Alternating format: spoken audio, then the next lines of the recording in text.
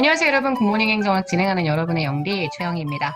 자, 44일차 우리 정책과정 참여자 두 번째 내용 들어가려고 합니다.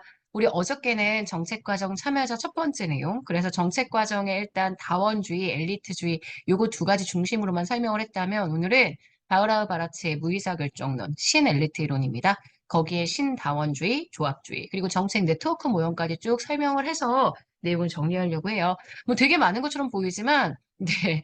일단 이미 엘리트 이론과 다원주의를 다 했었기 때문에 거기에 더 붙여서 생각해 주시면 되고요. 네트워크 모형은 특징만 잘 기억해 주시면 됩니다. 26번 선지부터 갈게요.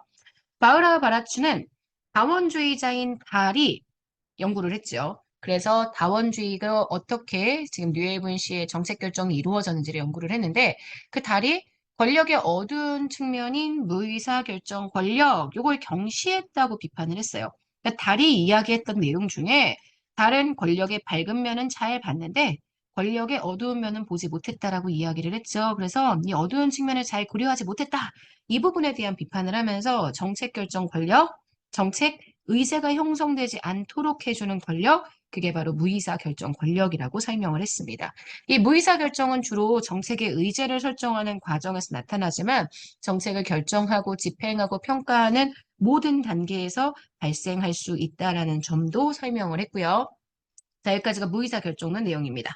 자, 신다원주의. 신다원주의는 순수다원주의를 비판하죠. 순수다원주의가 가지고 있었던 제일 중요한 전제, 이익 집단들 사이의 권력의 차이는 크지 않다. 접근 기회가 동일하기 때문에 권력은 결국 궁극적으로는 균등해진다라고 얘기했다는 그 부분을 비판하면서 무의사결정론 등의 신엘리트 이론의 요소들을 부분적으로 수용하는 관점입니다. 자, 그래서 여기까지 하면 신엘리트 이론과 신다원주의를 다 정리했고요. 그 다음 29번 조합주의입니다. 조합주의는 국가가 이익 집단들로 구성이 된 이 이익 집단들은 단일적 위계적인 이익 대표 체계를 가지고 있습니다. 서로 협력하고 편익을 교환하면서 사회에 적극적으로 개입하게 된다라고 보게 되고요. 자, 이 조합주의가 국가조합주의랑 사회조합주의로 나뉘죠. 사회조합주의는 이익 집단들 사이에 자발적인 협의체가 구성이 되고 이걸 통해 국가가 적극적, 주도적으로 정책 결정 과정을 지배할 수 있다고 봅니다. 그래서 30번 맞는 내용이 됩니다. 자, 그 다음 1번 정책 네트워크 모형 들어가죠. 정책 네트워크는 과거의 정책 과정에 대한 국가 중심과 사회 중심 접근법이 갖는 이분법적인 논리를 극복하기 위한 대원적 모형이고요. 정책 네트워크는 참여자와 비참여자들을 구분하는 경계를 설정해서 연구를 진행을 합니다. 정책 네트워크 모형은 크게 하위 정부, 이슈 네트워크 정책 공동체로 그 모형이 구분이 되고요. 하위 정부 모형, 주로 분배 정책에서 많이 형성이 되죠. 대중이나 정치 지도자의 관심은 크지 않습니다.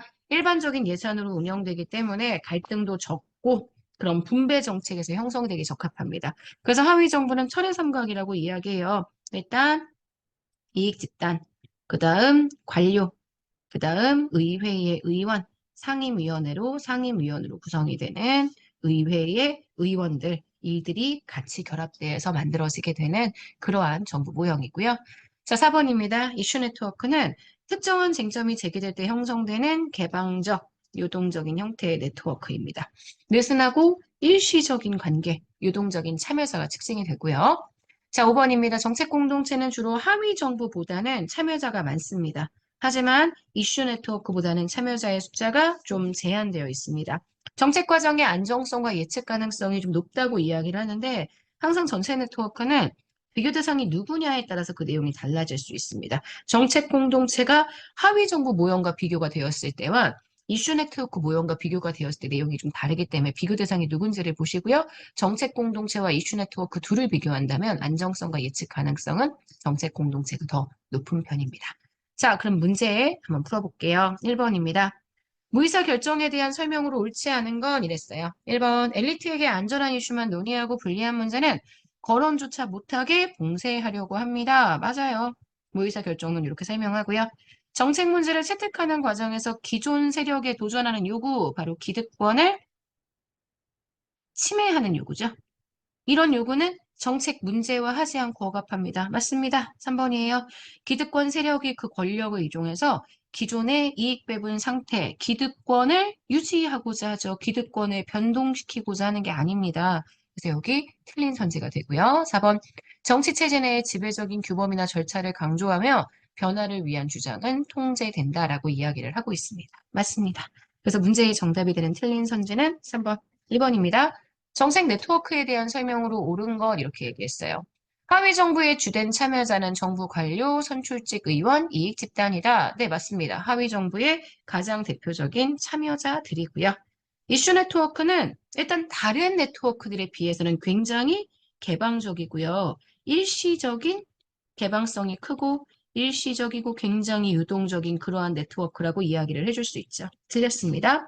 정책 공동체는 이슈 네트워크보다는 폐쇄적이고 안정적이고 지속적이죠. 일시적이고 느슨한 형태의 집합은 보통요, 네, 지금 보시는 이슈 네트워크에 쓰는 표현이고요. 물론 정책 공동체가 우리가 얘기하는 하위 정부 모형에 비해서는 조금 느슨한 느낌이 있습니다만 일시적이다, 느슨하다라고 보통 특징을 설명하지는 않습니다. 2번하고 3번은 선지가 바뀌면 맞을 것 같아요. 이슈 네트워크는 지금 밑에 있는 요거 특징. 그 다음 정책 공동체는 여기 있는 이거 특징. 자, 4번입니다. 정책 공동체의 행위자는 매우 유동적이고 불안정해 이슈에 따라 이슈의 성격에 따라 주요 행위자가 수시로 변화할 수 있어. 우리가 얘기하는 정책 공동체는 주로 관료, 전문가, 학자들이 들어가는 공동체입니다. 문제를 해결할 때까지는 어쨌든 좀 안정적인 형태를 가지고 있고요. 이슈의 성격에 따라 행위자가 계속 바뀌고 유동적이고 불안하다면 이거는 이슈 네트워크에 대해서 설명하는 표현이 됩니다. 자, 그럼 문제의 정답이 되는 건 지금 1번 되는 거 볼 수 있죠. 자, 이렇게 해서 우리는 44일차 굿모닝 행정학 마무리하려고 합니다. 정책 과정에 참여자까지 했으니까요. 이제 우리가 정책의 의의만 들어가면 됩니다. 여러분 좀 있으면 이 장이 잘 마무리가 될 테니까요. 좀만 더 힘내서 우리 잘 한번 해봅시다. 여러분 오늘 하루 정말 여러분 거고요. 내일 아침에 만날게요. 안녕.